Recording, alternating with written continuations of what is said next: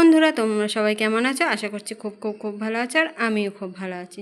তোমাদের সকলকে জানাই গুড আফটারনুন। চলে এসেছি আজকে আরও একটি লাঞ্চ থালি নিয়ে। তোমরা যারা আমার ভিডিও নতুন দেখছো তারা প্লিজ চ্যানেলটি সাবস্ক্রাইব করে দিয়ে পাশে থেকো, আর যারা যারা অলরেডি সাবস্ক্রাইব করে দিয়েছো তাদেরকে জানাই অসংখ্য অসংখ্য ধন্যবাদ আমার পাশে থাকার জন্য, সাপোর্ট করার জন্য, আর এতটা ভালোবাসার জন্য। দেখো আজকে লাঞ্চ থালি নিয়ে চলে এসেছি। আর একটা কথা বলে রাখি, আমার লাঞ্চ থালি সাজানো তোমাদের কোনটা বেশি ভালো লাগে অবশ্যই কমেন্ট করে জানিও। আমি সেইভাবে লাঞ্চ থালি সাজিয়ে তোমাদের সাথে শেয়ার করব। চলো দেখো আজকের লাঞ্চ থালিতে রয়েছে একদম সিম্পল আর একদম হালকা সাদামাটা খাবার। চলো দেখে নিই। সবার প্রথমেই তো রয়েছে গরম গরম সাদা ভাত, কারণ আমরা বাঙালি, আমাদের দুপুরবেলা ভাত না হলে চলে না। তাই আমাদের রাত্রে সকালে যাই খাই না কেন, দুপুরবেলা আমাদের মাস্ট এই গরম গরম ভাত আমাদের লাগবে, তাই না বলো? চলো তার সাথে আর কি রয়েছে দেখে নাও।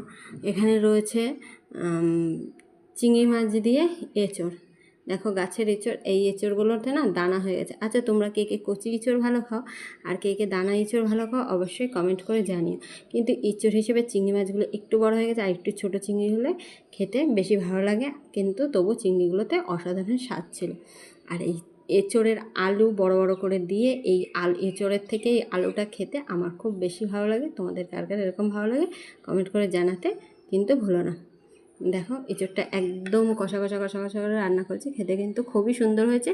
যেহেতু গরম পড়েছে তাই একটু ঝাল কম দিয়েছি, আদারওয়াইজ খেতে অসাধারণ হয়েছে। চলো দেখো এখানে রয়েছে এঁচড় চিংড়ি, আর তার সাথে রয়েছে দেখো এখানে দেখো প্রথমে দেখা যাচ্ছে একটা লঙ্কা রয়েছে, এখানে ডিম কারি। যদিও গরম পড়েছে তবু গরম হোক আর যাই হোক, ডিম খেতে কিন্তু খুবই ভালো লাগে। আমার তো মাছের থেকে ডিম খেতে বেশি ভালো লাগে। তোমাদের কার কার মাছ খেতে ভালো লাগে আর কার কার ডিম খেতে ভালো লাগে সেটা অবশ্যই জানিয়ে দিও। আর আলু আমার পাতে থাকবে, যেহেতু আমি আলু লাভার, আমি আলুটা খুবই ভালো খাই, তাই আলু তো আমার পাতে থাকবে। আর ডিমটা দেখো একটু কষা কষা করে রান্না করছে, কিন্তু আবারও বলছে ওই যে একটু ঝাল কম দিয়ে করেছি। কালারটা দেখে মানে মনে হচ্ছে ঝাল বেশি দেওয়া, কিন্তু আদৌ না, ঝালটা একটু কমই দেওয়া আছে।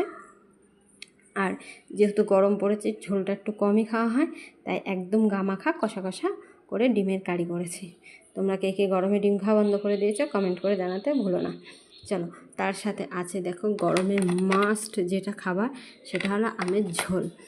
তোমরা এটাকে কেউ আমের ঝোল বলো, আবার কেউ মানে জানি না, অনেকে অনেক নাম ধরে ডাকে। আমরা আমের ঝোলই বলি, যেহেতু এটা একদম পাতলাই দেখো ঝোল, চাটনি করা হয়নি। চাটনি করলে আমগুলো একটু গালিয়ে দিই, দেখো চাটনি করলে আমগুলো একটু গালিয়ে দিই। আর যেহেতু ঝোল করবো বলে আমগুলো একটুখানি মানে গোটা গোটায় রেখেছি।